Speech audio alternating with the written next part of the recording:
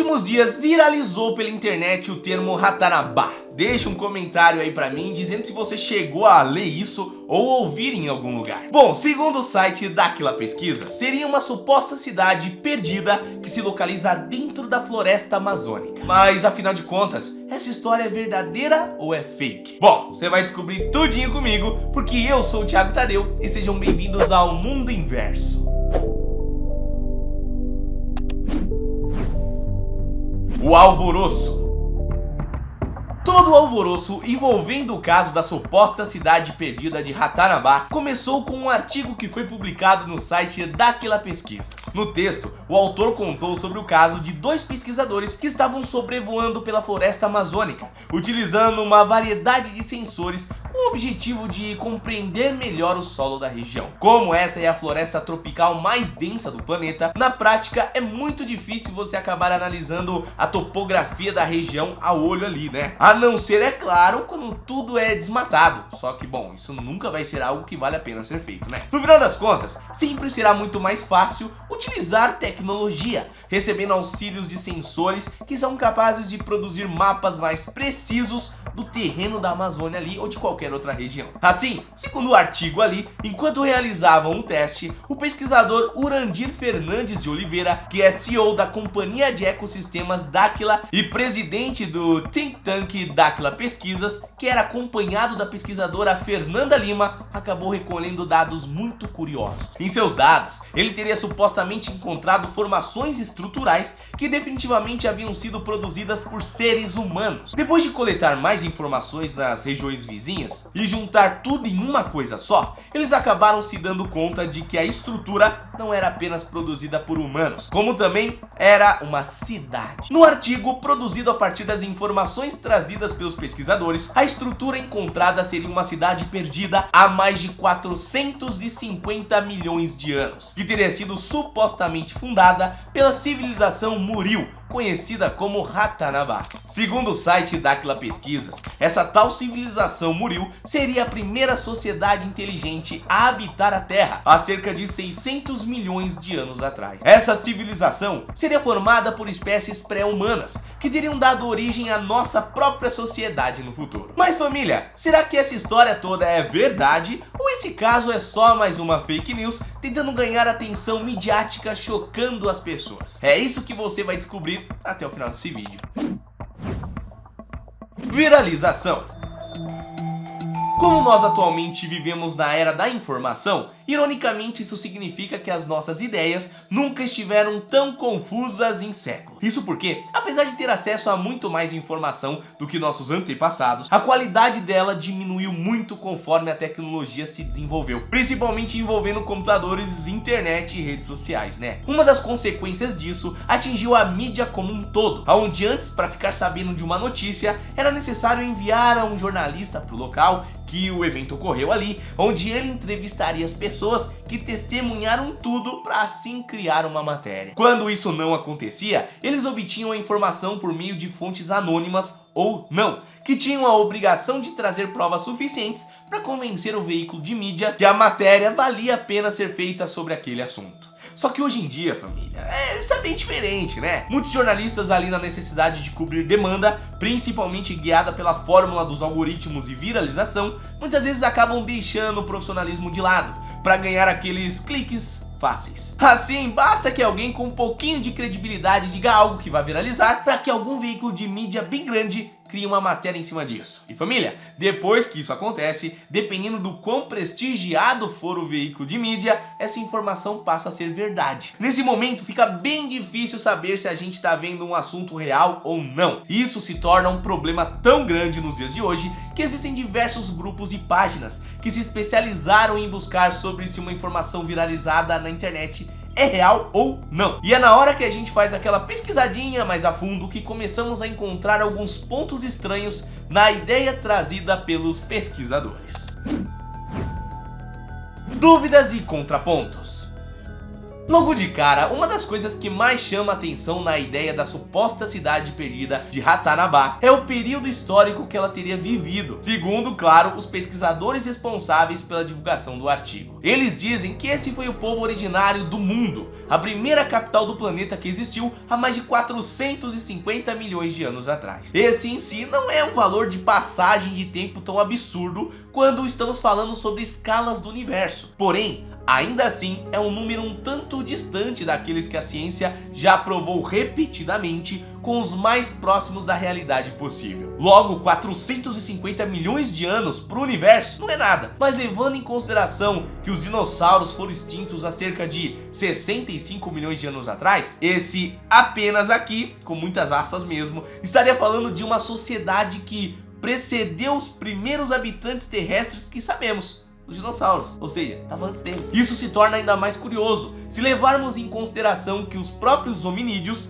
que ainda estavam bem longe de se tornarem Homo sapiens, apenas se desenvolveram como espécie por completo por volta de 2 milhões e 400 mil anos atrás. Logo, as informações trazidas, se verdadeiras, seriam responsáveis por mudar a história da humanidade como conhecemos, apontando que, na realidade, a nossa origem ocorreu há muito tempo antes do que a gente pensava, e que estudar para descobrir mais informações sobre essa civilização seria essencial para que a gente evitasse desaparecer como eles desapareceram, né? Só que, família, aí que a gente talvez chegue no ponto mais doido dessa história. O artigo que teria sido publicado pela suposta empresa responsável pela descoberta nomeia a tal população primordial de Ratanabá pelo nome de Muriel. Acontece que, se você procurar por esse termo, fazer uma pesquisa rápida no Google em todas as línguas que você puder, você vai acabar se dando conta de que o termo Muriel só é citado em artigos de um único grupo de sites, todos eles pertencentes à empresa que ganhou muita atenção com a viralização da suposta pesquisa. E o que acaba meio que complicando essa ideia toda é que todos os veículos de notícia mais sérios ali que divulgaram a matéria de Ratanabá colocaram como fonte o mesmo artigo. E eu não sei quanto a vocês, mas se eu sou um pesquisador que acabou de descobrir algo que vai mudar a história como conhecemos e faça divulgação disso,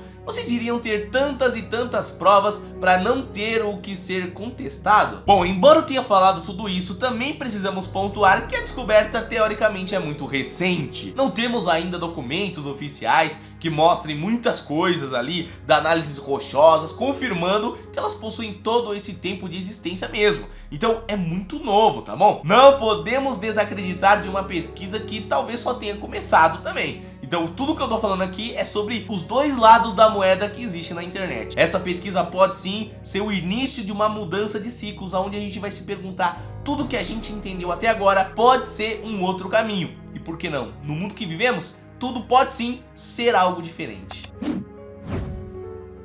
A cidade existe ou não?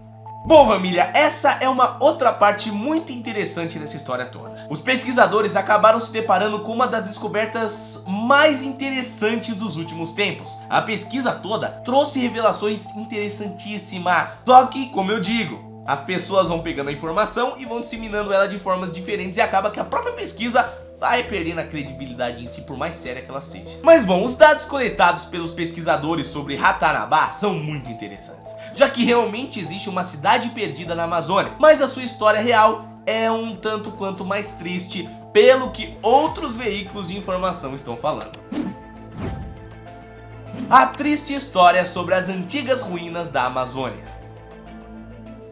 Como eu disse no começo do vídeo, a floresta tropical amazônica é a mais densa de todo o mundo, sendo um ambiente extremamente quente e úmido também, algo que é bem diferente dos desertos, onde o clima seco permite a preservação das construções, deixando elas relativamente intactas, mesmo após milênios de exposição ao mundo externo. Na floresta amazônica, a umidade com o calor constante faz as construções se decomporem em poucas décadas, restando nada ali para ser encontrado, uma vez que tudo é eventualmente engolido pela floresta. Só que no subsolo, embaixo das raízes, ainda há fragmentos dessas construções que foram preservadas, e já faz alguns anos que a gente provavelmente tem se deparado com uma história que pode mudar a forma como a gente entende as origens do nosso país. Mas, no final das contas, é bem triste. Antes da chegada dos colonos europeus nas Américas, aqui não era bem assim terra e mato como eles costumam nos representar. Haviam aqui sociedades complexas e gigantescas também. As construções maia são um exemplo claro disso. Porém, com os dados encontrados na Amazônia, foi descoberta uma cidade que segue o curso do rio,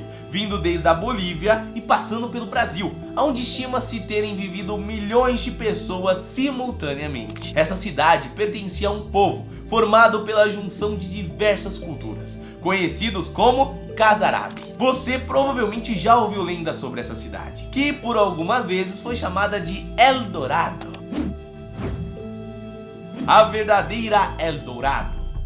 A grande cidade amazônica não era pouca coisa não, viu? Na realidade, acredita-se que eles possuíam conhecimento de técnicas no mesmo nível ali que a gente via nos romanos. No entanto, a sua cultura de irrigação era algo que até nos dias de hoje a gente não tem algo igual. Eu digo isso porque infelizmente nós temos apenas restos do que algum dia foi esses sistemas aí, podendo saber a sua eficiência e como funcionavam, porém as técnicas de como construí-los é uma informação que se perdeu junto com toda a população dessa cidade. Essa era uma sociedade próspera que tinha tudo para eventualmente, talvez, até se tornar uma das potências da sociedade humana, caso eles recebessem um empurrãozinho tecnológico das outras culturas da época. Acontece que naquele período os europeus não estavam muito dispostos a ter relações saudáveis com outras sociedades. Esse período, que ficou conhecido como colonização do terceiro mundo, marcado lá pelas grandes navegações, comércio de escravos e a exploração das colônias, como você provavelmente já deve ter estudado na escola. Quando os espanhóis chegaram por aqui, eles encontraram a cidade viva em pé, com perfeitas condições. Há fontes e relatos que dizem que alguns deles até chegaram a ser resgatados de situações terríveis e acolhidos por esses povos dessas cidades. Porém, depois de terminar a sua primeira excursão,